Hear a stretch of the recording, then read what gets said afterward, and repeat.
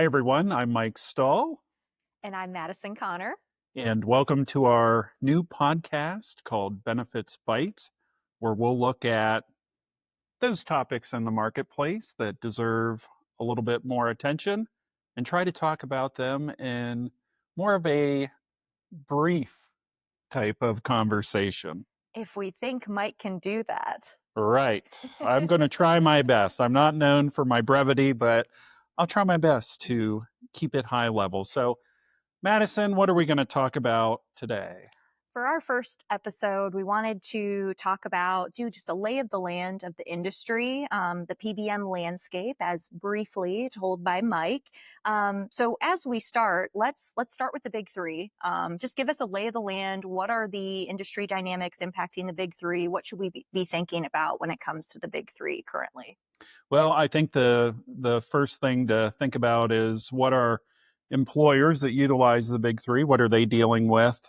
And I think there are some general themes in the marketplace in terms of GLP-1s for diabetes, biosimilars for drugs like Humira and Stelara, weight loss drugs, so back to the GLP-1s, and then all of the legislation, the executive orders. I know Madison is very familiar with that part of it, so I'm not even going to try to talk about it in this episode. Lots cooking there. But we definitely are getting a lot of questions, not only around what's happening at the state level, but also from a federal level. So I was just in a finalist meeting yesterday when I got questions about both tariffs and the most favored nations pricing. So I mean, it's on the minds of employers. It will certainly have an impact if and when it comes to fruition, and so we have to be ready for those.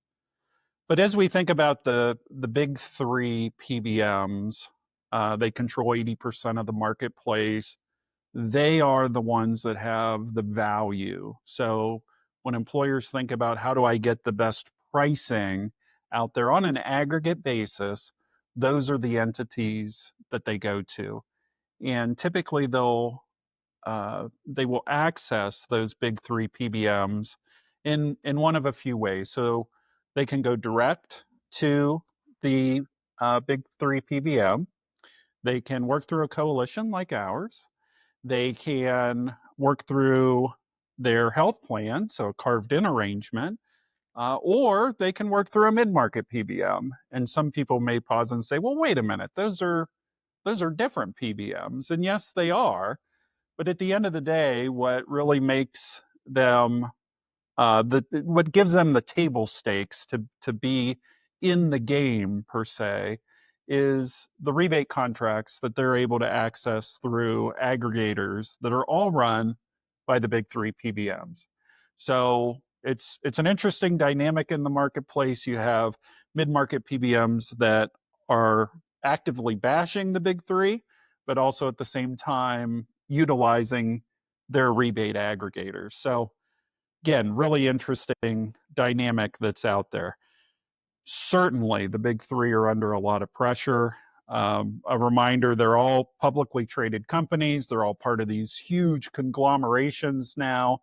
And so it makes it challenging, right, to get the most pricing value out of them, while at the same time they're trying to not only be good uh, suppliers for their customers, but also at the end of the day, they have a responsibility to shareholders. So they certainly have those responsibilities.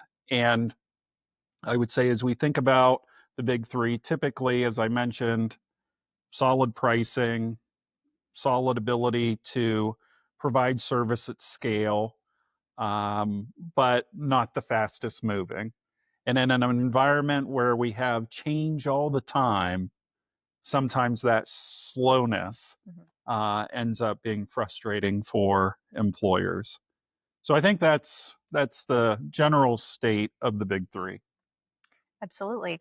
And then the same type of question for the mid-market PBMs. What should employers be thinking about? What do you see happening in the industry when it comes to the mid-market players? Yeah, and I think it's important to understand that Employers Health has always had a mid-market option dating back to 2013.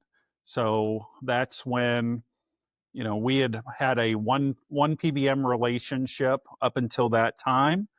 Some things had happened called formulary exclusions for the first time in the industry at the end of 2011.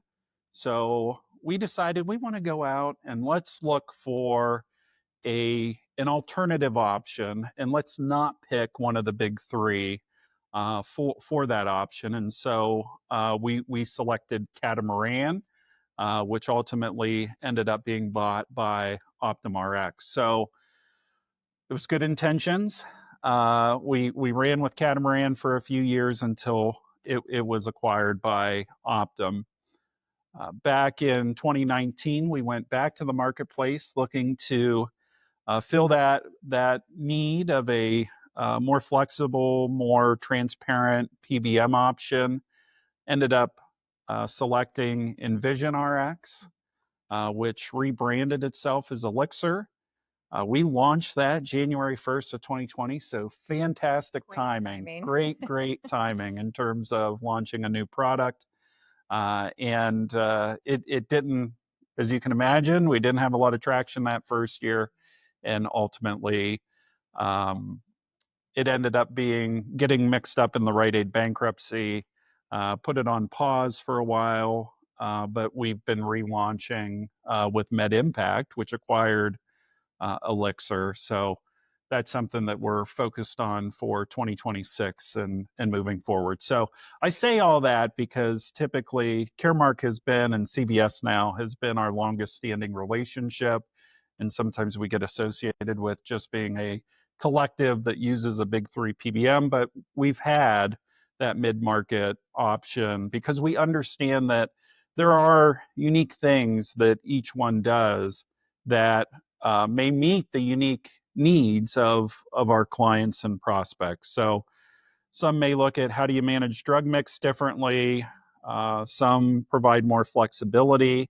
I think the challenge sometimes is if PBMs are too flexible, they don't end up being consistent. So there's a trade-off there sometimes. We know one in particular uses alternative price benchmarks. So lot of different ways that these mid-markets try to compete on price because they're not necessarily going to have the strongest discounts, the strongest rebates, the things that employers have historically judged PBMs on.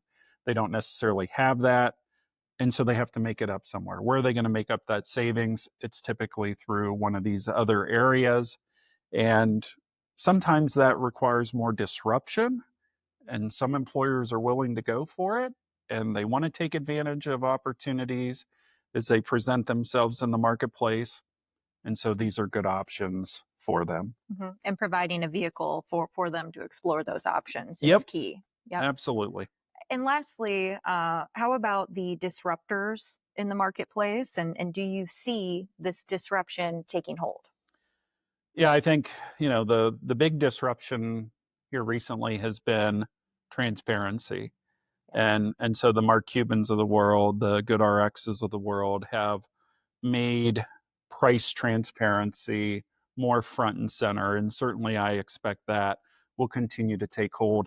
I saw something yesterday where Costco is offering some sort of cost plus mail order option. So I think we'll continue to see organizations jump on that train of how do we get to a cost plus and a more transparent type of arrangement. But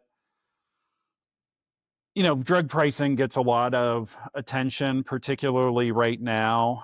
And what I've seen over 20 years of doing this is that just because we're frustrated with the current system doesn't mean that everything that's new is actually going to be better. And in fact, I would say that what we've seen over the years is a lot of new starts that make a big splash. They get a lot of marketing dollars thrown at them, and they end up fading away after a couple years. So my hope is that that the lessons that we're learning around how can we make sure that we can hit rebate guarantees that employers want, but also get to low list price biosimilars, right? That was a challenge that we had contractually with a lot of PBMs last year. Rebate credit came along. Some people don't like it. I totally get it. But it was a mechanism that allowed us to accelerate the adoption of low list price, no or low rebate biosimilars in the middle of a contract. Mhm. So there are things that are happening. There are good things that I think will allow us to get to where everybody wants to be. So I think my message to the employers out there is, we're getting there. I know people would love to just rip the Band-Aid off, start over again. It never happens that way. We always joke that the pharmacy supply chain and the PBM market is like a big balloon, and you squeeze this side and it Mhm. comes out somewhere else. You have commercial plans, you have health plans, you have Medicaid, you have Medicare. There's so many different pieces and parts, and they're all interconnected, even if you don't see it. They're interconnected. So if you do one thing in one segment, it's going to have some sort of an effect on the rest of the system. So be patient. Well, and as we move forward, that's a big goal that we have with this podcast to talk about some of those market dynamics and how they're impacting different segments of the industry. So stay tuned for more of that as we continue on this journey.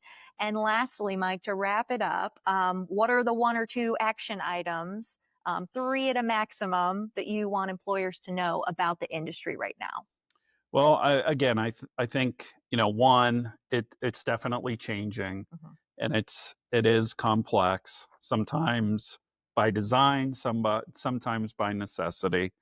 Um, but have a good independent consultant that has competency in the space. Be curious, have an open mind. Don't get so pigeonholed in a particular ideology that you lose an opportunity to find a good solution for your plan participants, and stay informed. So I guess that plays into the curiosity piece, but pharmacy again continues to change. You got to have the right partners. That it is a full time job for us to stay on top of what's happening, but build good relationships and find good partners that aren't just going to um, flash a shiny object in front of you for the short term, but someone that can help you manage your plan over the long run. Great. Well, thank you so much. I think we did pretty okay on timing there. So thank you so much for tuning in for our inaugural episode, and we will see you next time. See you next time.